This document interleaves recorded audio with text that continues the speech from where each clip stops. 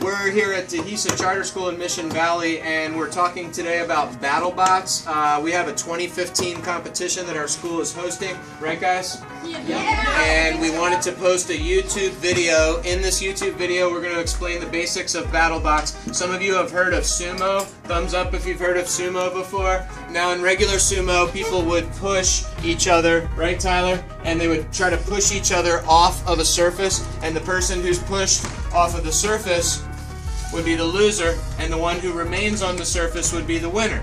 Now, that's the same with people and robots in our competition. Obviously, there are going to be two categories. We're going to have one category that involves drivers. And one category that is autonomous. Anybody have a cell phone? Hold up a cell phone for the camera here real quick. Somebody. Addie's going to get hers out. Cell phone is the most common example of a driver. A driver takes his or her cell phone and they sync it with the Bluetooth part of their robot. They can use either an EV3 or an NXT, or even if they're that old school, an RCX. We are not letting any other entries but Lego products, though. For any of you that want to use other parts, we don't allow it. No matter what, you can't use Mega Blocks, Connects, anything other than Lego. Sounds good. Someone asked a question about the number of motors I could use if I wanted to enter. Alexander?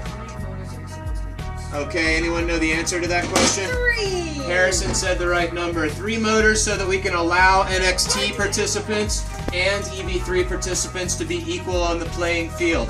Now, those of you that understand Sumo, could you build a Sumo robot with only 2 motors? Yes. It only needs to roll to enter, and that's what you have to tell yourself. If you're a novice programmer, you only need 2 wheels, or like he said, 1 wheel. As long as you can roll forwards and backwards, you can compete. That's the beauty of it. The other category is for programmers. You may use EV3 or NXT to program, but you must create a loop or a program that keeps your robot within the perimeter of the circle without falling off. Now, the tricky part is people may use sensors to detect the other robot, to tell the robot when to engage and attack. How many sensors could I use? We made a limit of 3 sensors because that is the most number of sensors on RCX robots. Now, that's in addition to your 3 motors. That's not what I mean. So 3 plus 3, right? 3 on each side, 3 on your sensor side, 3 on your motor side. Now, just to show you what a basic match looks like, we start from 2 starting lines. Those starting lines are measured from the back of the table. We had to get a few supplies. So, what we were just talking. Wait, where did we start?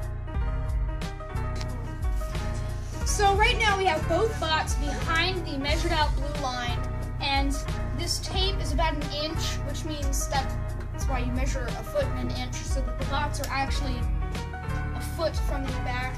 And we have to make sure that they're not hanging over the edge, otherwise kind of cheating, because now your bot is bigger. Cool. So I'm here with Zach, and Zach has his cell phone, as we showed you earlier, synced up to his robot, so he's able to drive it. This is what we call the driver category. This we don't consider to be as difficult as the programming category, which takes some robot knowledge and programming knowledge. Now, it's not any less fun. It certainly is fun. So he's going to show you really quickly that he can move his robot forwards and backwards within the perimeter. Go ahead and move it forwards for us, Zach. And then he can also turn it and navigate any way that he wants. He's got a good construction that blocks his wheels from attackers. He's got some prongs in the front to lift. If an attacker comes riding into those prongs, he could flip the attacker. And basically, that's the gist of it. Anybody have any questions? Anybody have any questions? How many rounds are in each match? 3 rounds in a robot match. And if you win 2, is there a third? No. It's what they call the best of 3. Good. Now, we also do what's called single advancement. Does everybody know what that means? If you win, you advance. Okay? If you don't win the match, do you get to advance? No. Single advancement means that out of those 3 rounds, you earn the right to advance. Now, we don't have a side prize. A lot of you ask, like, what's the category if you lose? Sorry, we want to make the really good prize available to the winners, but we will have what's called a loser's bracket. Do you know what that means? That you get a loss and you can still challenge people to more rematches and count up your total victories at the end for a consolation. And that's just what we call the loser's bracket. So a lot of people might lose their first match, but win 10 other matches against other people on the side. And then they can work their way up slowly to a third place, which would be, you can't get in the first or the second place finals, but with the losing first match, you could work your way up to third. Does that make sense? Just so there's no hard feelings, though, there's no prize for third. We don't have enough time for that, okay? Cheers. Cheers. All right. Are we rolling?